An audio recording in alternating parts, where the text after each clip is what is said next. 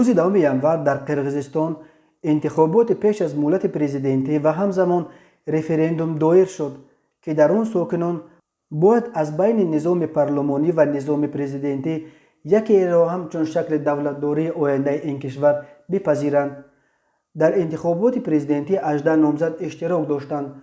در عموم به مقام پرزیدنتی 47 نفر پیشبری شده بود، ولی کمیسیون انتخابات نامزدی 18 نامزد را ثبت نکرد.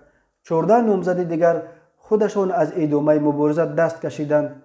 در بین نامزدان نفر با نام ارستنبک میرکیبک نیز است که خود را خدای زنده می نامد.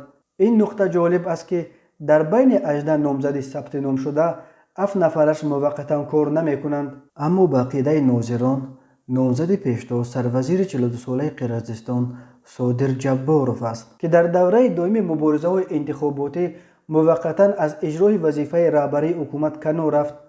جباروف همگی 3 ماه پیش توسط اعتراضگران از محبس آزاد شد و بلافاصله در قرقیزستان اینک پرزیدنت ششم این جمهوری را انتخاب میکنند. اکثر پرزیدنت های قبلی قرقیزستان فرجام چندان خوشی نداشتند.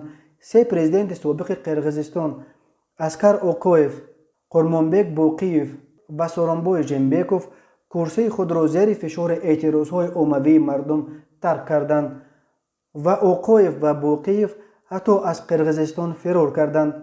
یک پرزیدنت دیگر سابق قرقیزستان الموسبک اوتنبایف بعد رفتنش از مقام بازداشت و محکوم به زندان شد.